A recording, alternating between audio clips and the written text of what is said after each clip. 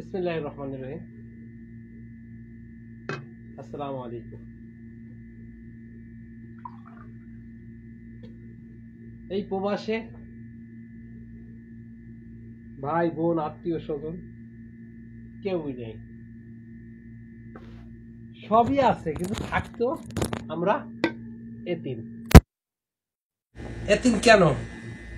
মা বাবা ভাই বোন আত্মীয় স্বজন সবই আছে, খালি আমার বাবা 2018 সালে তিনি তার শেষ ঠিকানায় চলে গেছে, যাদের যেখানে আমাকে সবাই যাওয়া লাগবে। তা আপনাদের যাদের মা বাবা সবই আছে, তারপরেও থাকতেও আমরা সেই মা বাবার ভালোবাসাটা, ফ্যামিলির ভালোবাসাটা নিতে পারি না, গ্রহণ করতে পারি না। এই ভাত কিন্তু ফ্রিজ থেকে বাইর করছে, এই ভাত ফ্রিজ থেকে বাইর করছে। বিশ্বাস করেন ভাই, ভাত সামনে মিথ্যা কথা করি আর মিথ্যা কথা বলে গেলে লাগ কি বাসা। আর আমাদের দেশে আমাদের এলাকায় কয় ট্যাংরা মাছ, সাগরের ট্যাংরা মাছ। আপনাদের এলাকায় কি কয় জানি না। এই যে ট্যাংরা মাছ কিনে আনছি কালকে, সেই ট্যাংরা মাছ, একটা ট্যাংরা মাছ তো 2 পিস করছি, একটা মাথা করছি, একটা ল্যাঞ্জা করছি। কইটা এই ল্যাঞ্জার সাইডটা এই যে কাটছি, ছোট মাছ, বেশি বড় না, মানে মাছ বরাবর কাটিয়া 2 পিস করছি। তো আলহামদুলিল্লাহ টমেটো, কাঁচামরিচ, পেঁয়াজ দিয়ে কালকে, মানে আমি একা মানুষ তো বেশি রান্না করিনি, অল্প করে গিয়ে রান্না করছি। সেটা আমি কালকে রাত্রে খাইছি 1 পিস, আর 1 পিস বা 2 পিস এখন খাবো। অনেকদিন পরে মাছ খাইতেছি। 1 নম্বর কথা হয়েছিল যে মাছ যে জায়গা পাওয়া যায়, ওই জায়গায় আমি যাইতে পারি না, মার্কেটে যাওয়া, সেই পান্ডায় যাইতে পারি না। বিসমিল্লাহ।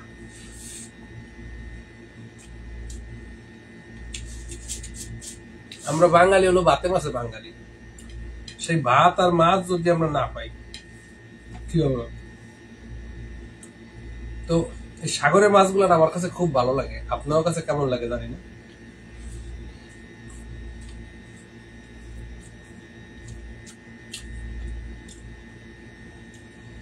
আমাদের পিরিজপুরে বলে এগুলো ট্যাংরা মাছ। এই প্রবাসে সব থাকতো পর কেন বললাম, আমি যখন 2025 সালে ছুটি কাটাই আসি বাংলাদেশ থেকে, মানে যেদিন আসি, আমার ফ্লাইট ছিল রাত 1টায়, 5 মাসের 10 তারিখ 11 তারিখ রাত 1টায়। আমি বাড়ি থেকে বেরোইছি 10 তারিখ সকাল 6টায়।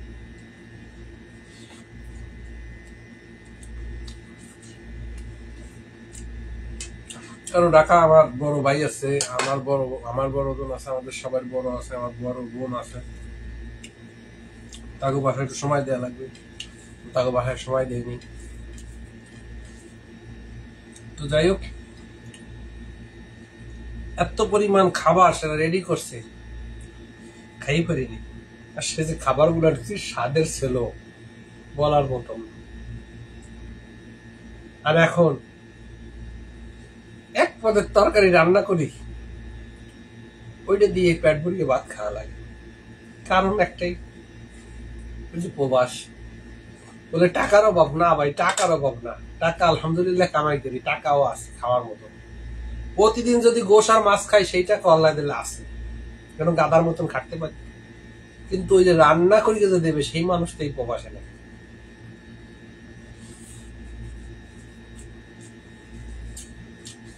এই জন্য বললাম প্রবাসীকে সবকিছু থাকতো এতে। আপনার যদি কোনো আত্মীয় স্বজন থাকে এই প্রবাসে, একটু জিজ্ঞেস করে দেখবেন, মন দিয়ে জিজ্ঞাবেন যে তুমি আজকে কি দিয়ে ভাত খাইছো, তোমার ভাত খাইয়ে কি তৃপ্তি মেটে, তোমার ভাত খাইয়ে কি পেটটা ভরে? না ভরার কারণ নাই। আলু ভর্তাও তো যদি খাই তা দিয়েও পেট ভরবে, কারণ হলো একটাই, এখানে বানানোর মতন সময় নেই যে 2-3 পদের বানাবো। দেখেন বাড়ি থেকে আমের আচার দিয়ে দিচ্ছে, নিয়ে আসছি, এই যে সর্ষের তেল দিয়ে কিন্তু ভিজানো। এটা দিয়া যখন দেখি যে সময় আর নাই, তখন ওই 1 পট চাইল দিয়ে ওর ভিতরে একটা আলু দিয়া সেদ্ধ দিয়ে ওইটা দিয়ে এই তেল দিয়ে মাহাই খাইয়ে ঘুমাই দিই। না আবার রাত 1টা বাজে, রাত 3টা বাজে, রাত 4টা বাজে, রাত 9টা বাজে ডিউটি।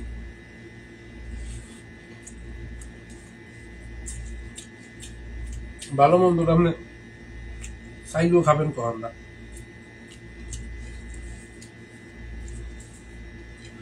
এই জন্য প্রত্যেকটা প্রবাসীর এই বাড়ির কথা বেশি মনে পড়ে। কারণ এই একটাই যে পরিবারের খুব মিস করি, আমিও মিস করি। মিস না করি তো যাবো কই?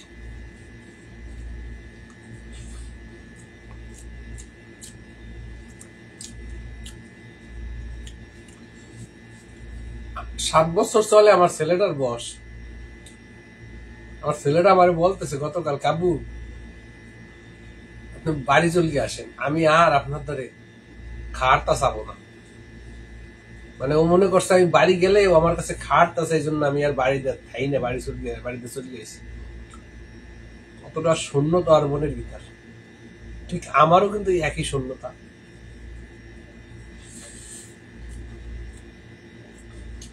কি আর বলবো। আমার ছেলের আমি বললাম, বাবা প্লেন তখন চলে না। আমার ছেলে বলতেছে, মিথ্যা কথা কও, আজকে আমাকে ঘরের উপর একটা প্লেন গেছে।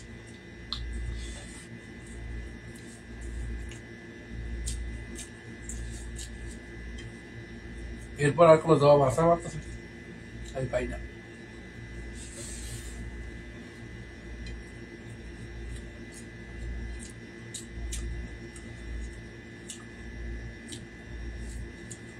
কি জবাব দেবো?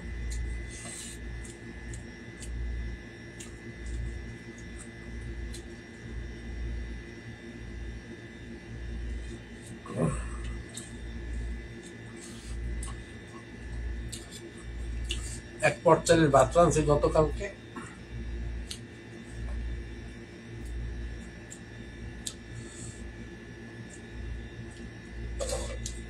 রাত্রে খাই যাই আর এই খাইতেছি।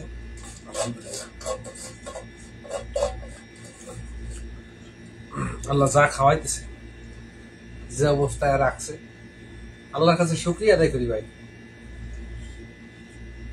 কত প্রবাসীরা আছে একটু মাথা গোজার ঠাই এখন তোমার পায় নাই, আমিও পাই নাই। দীর্ঘ 3 মাস ধরে গিয়া প্রথম যখন আসছি 3 মাস খালি লাতি চোপড়ের পরে রয়েছে।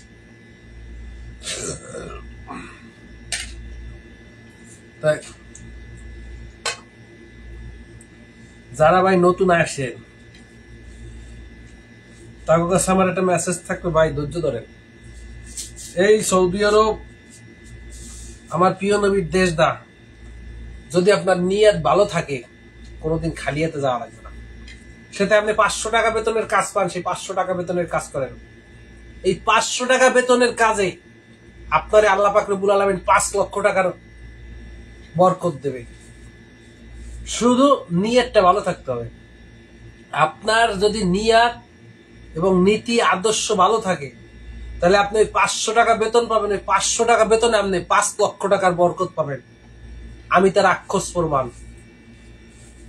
আমি যখন সৌদি আরবে আসছি কাজ পাই নাই, খালি আল্লাহর কাছে নামাজ পড়িয়ে খালি কাঁদছি, আল্লাহ তুমি আমার রিজিকের ব্যবস্থা করিয়ে দাও।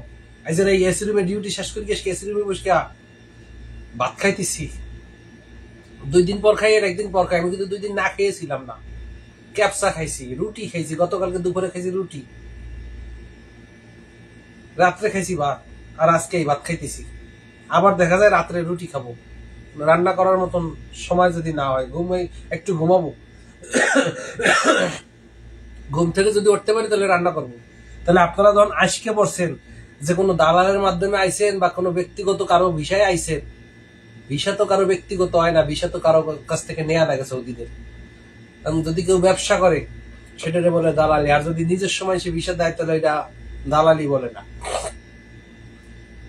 তার প্রতি রাগ করিয়েন না, রাগ না করিয়া ধৈর্য সহকারে যে কাজটা দিচ্ছে ওই কাজটা করেন। ওই কাজটাই আপনার রিজিকে আছে। ওই কাজটা করতে করতে ভাষাটা শেখেন, ভাষাটা শেখার পরে আপনি এরপরে ভালো একটা কাজ খোঁজেন। যদি আপনার কেসমত ভালো হয়, যদি ভাষা জানেন, সৌদি আরবে থাকতে হলে ভাষা জানতে হবে। আপনি যদি ভাষা না জানেন, আপনি নতুন অবস্থায় কি কাজ দেবে আপনারে? আপনার এক সৌদি একটা কাজ দিল, কিন্তু সে সৌদি কইলো ইয়াল্লা সাদিক তাল, আপনি কইলেন আমাকে বাড়ির গাছে তাল আছে, হবে? হবে না। আগে ভাষা শিখতে হবে, যার কারণে আপনার কম টাকা স্যালারি হইলেও ওইটা করতে করতে ভাষাটা অর্জন করেন। ভাষা অর্জন করার পরে কাজ আপনারে আল্লাহ মিলাই দেবে।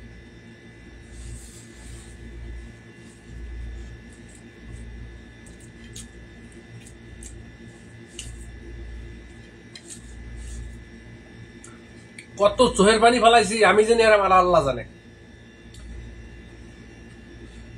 3 দিন 3 রাত একটানা মরুভূমিতে।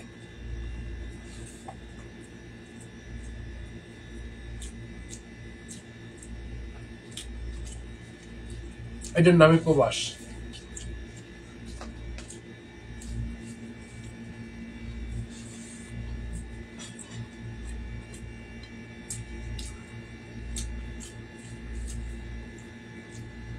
খালি আল্লাহ রে কইছে, আল্লাহ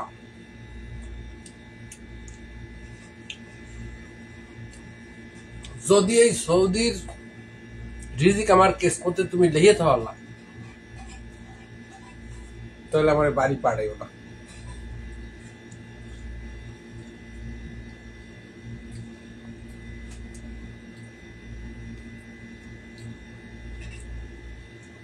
যাও কাছ থেকে টাকা নিয়ে আমি সৌদি আইছি, বাড়ি যাওয়ার লাগে আজকে এমনি পাড়াই ধরবে টাকা দে, ওখান থেকে পাবে টাকা, পাবো কই? যদি আল্লাহ মৃত্যু দাও, তুমি এই জায়গা দাও, কিন্তু টাকা না কামাই করা পর্যন্ত আল্লাহ তুমি আমার বাংলাদেশে পাঠাইও না। আল্লাহ কথা শুনছে।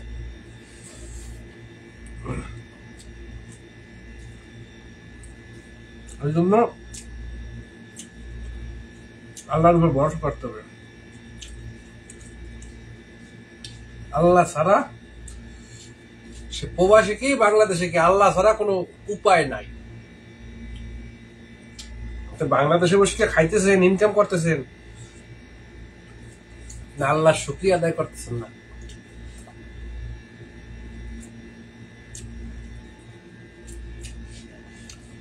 কোন সময় দেখবেন আপনার রিজিকটা আল্লাহ উঠে নিয়ে গেছে, বন্ধ করে দিতেছে, তখন আজকে চাবেন আল্লাহ আমি কি খাবো?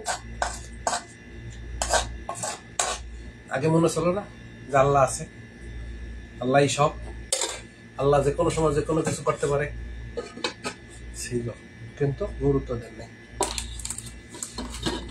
তাই আল্লাহর উপর 100-র ভিতর 150% ভরসা করতে হবে।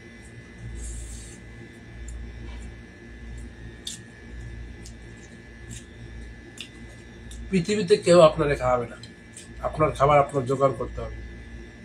এই যে খাইতেছি না, কুত্তার মতন জিব্বা এইরকম করছে, ডিউটি করে আইছি গরমে, আপ দেখতেছেন আপ, এই যে রিক্সা চালাইলে যেমন হয়, প্রতি সপ্তাহে কাটি, প্রতি সপ্তাহে ওই জায়গায় এই চামড়া গুলো কাটি, মোটা হয়ে যায়, কালা হয়ে যায়, জখম হয়ে গেছে। পরিশ্রম করতে হবে।